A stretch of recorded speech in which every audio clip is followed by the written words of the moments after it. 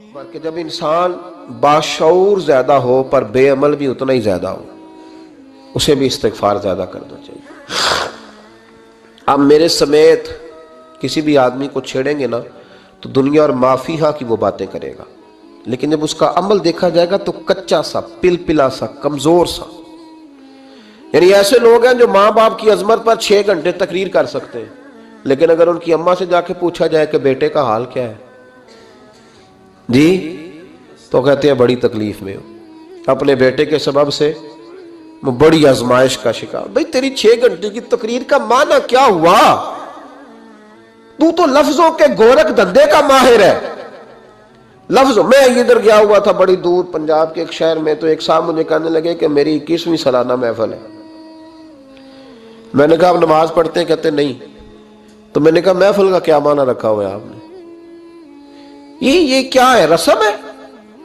فلاں بہت بڑے عالم کو میں نے بلایا، فلاں کوئی بلایا، فلاں نعت خامی، یہ کیا ہے؟ اگر تو نمازی نہیں آج تک، اس کو کیا سمجھتا ہے تو؟ میرے لیے فلاں بزرگ سے بھی تعلقات ہے، تو نے کیا حاصل کیا ان سے؟ تعلقات کا کیا مطلب ہوتا ہے؟ فوٹو آتی ہے ساتھ، اخباروں میں تصویر لگ گئی، فیس بک پہ آ گیا کہ میں ان سے ملا ہوں، اتنا تعلق ہے؟ یہاں تو بھائی خوشبو کے قریب سے بندہ گزر جائے تو خوشبو آنے لگ جاتی ہے۔ تو نے پایا کیا؟ شعور ہونا اور عمل نہ ہونا بہت بڑی مصیبت ہے۔ اس سے اللہ کی بارگاہ میں استغفار کرنا چاہیے۔ یعنی انسان کو عقل ہو، پتہ ہو، خبر ہو، پر اس کے پاس دھیلے کا عمل نہ ہو۔ اس کو 3400 حدیث آتی ہو کہ نماز نہ پڑھنے والے کی سزا یہ ہے، پھر بھی نہ پڑھے تو سزا ہے کہ نہیں اللہ کی طرف سے؟ حضرت رومی رحمت اللہ علیہ فرمایا کرتے تھے بہت سارے بندوں کو اللہ سارا کچھ دیتا ہے، مسجد آنے کی توفیق نہیں دیتا، معنی یہ ہے کہ اللہ ان سے ناراض ہے۔ وہ کہتے ہیں کہ میں بڑا سمارٹ ہوں۔ تو عقل ہونا اور عمل نہ ہونا، اس پر بھی استغفار کرنا چاہیے۔ شعور ہو اور انسان کو عمل کی توفیق۔ یار ساری زندگی گورکھ دھندے میں گزر گئی لوگوں کی، لفظوں کے بڑے ماہر رہے، اور میں ایسے لوگوں کو دیکھتا ہوں تقریریں 6 گھنٹے کی، او ہو 9 گھنٹے کی تقریریں سنتے بیٹھتے ہیں مجالس میں، نماز کا وقت آتا تو مصیبت بن جاتی، بھاگتے ہیں، جان چھڑاتے، مسجد کی حاضری 20 منٹ کی بھی صحیح نہیں دے سکتے۔ کیا ہے یہ کیوں بہت بن گیا تیرے اوپر؟ غور کر، ڈر اللہ سے۔ میرے نبی کریم علیہ وآلہ وسلم نے ارشاد فرمایا قیامت کے دن کچھ لوگ کئیوں کی بات سن کے جنت میں چلے جائیں گے۔ اللہ تعالی ہماری پردہ پوشی عطا فرمائے۔ کہا کچھ تبلیغیں کرنے والے دوزخ کے دروازے پہ کھڑے ہوں گے تو وہ جنتی کہیں گے کہ مولانا پیر صاحب ہم تو آپ کی بات سن کے جنت میں جا رہے ہیں، تو آپ یہاں کیوں کھڑے ہیں؟ تو وہ کہیں گے ہائے افسوس، میں کہتا تو رہا پر عمل نہ کر سکا۔ میں عمل، اس سے مراد صرف ممبر پہ بیٹھنے والا مولوی نہیں، اس سے ہر وہ شخص مراد ہے جو نصیحتیں تو بڑی کرتا ہے لیکن خود عمل وہ بہت بڑا الفاظ کا ذخیرہ رکھتا ہے، پر عمل کے لیے 2 سجدے بھی صحیح طریقے سے دے سکتا، پھر وہ استغفار کرے، پھر وہ اللہ کی بارگاہ میں معافی مانگے، پھر وہ توبہ کرے۔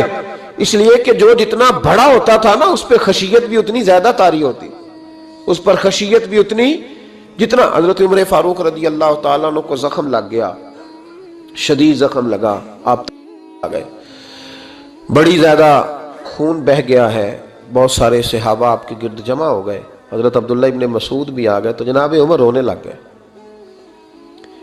اب تو رونا آتا ہی نہیں لوگوں کو۔ حضرت محی الدین ابن عربی کہا کرتے تھے جس کو پورا ہفتہ ہو گیا نا وہ طریقت کا مسافر بھی، جاگ رہے ہیں آپ حضرات؟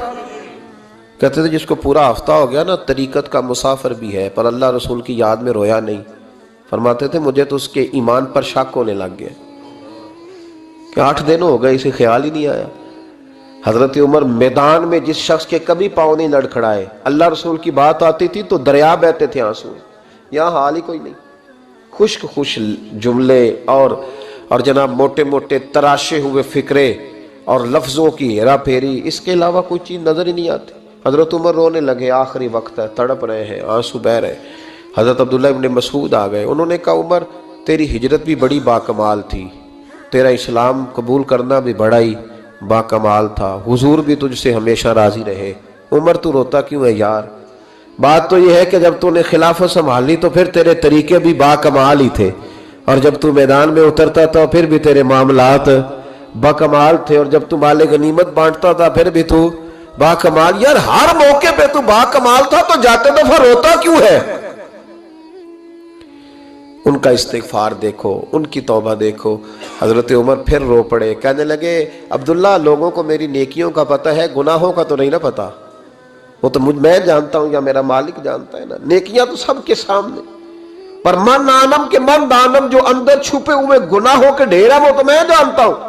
کہا تو نے میرے کلمہ پڑھنے سے لے کر میری حکومت تک میری ساری نیکیاں گنوائی ہیں، اب دعا کر میرے لیے کہ رب میری نیکیاں اور بدیاں برابر برابر کر دے، مجھے درجہ نہیں چاہیے، بس اللہ مجھے معاف کر دے۔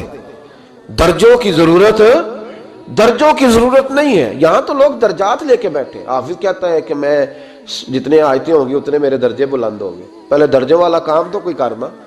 مولانا کہتے ہیں کہ نور کے ممبر پہ بیٹھوں گا، بھائی پہلے بتا نور کے ممبر کی طرف تیرا سفر بھی جاری ہے کہ نہیں؟ تاجر کہتا ہے کہ میں سخاوت کروں گا تو حضرت عثمان کے ساتھ جگہ ملے گی، پر حضرت عثمان کی سخاوت اور اپنی سخاوت کا فرق بھی دیکھ۔ مجاہد کہتا ہے کہ میں نبی پاک کے جہاد والے صحابہ کی پشت پہ رہوں گا تو پہلے اپنے کام تو دیکھ، اور جب ساری باتیں سمجھ میں نہ آئے تو پھر اللہ کی بارگاہ میں استغفار کر، پھر بیٹھ۔ بڑے لوگ استغفار کرتے، معافی چاہتے۔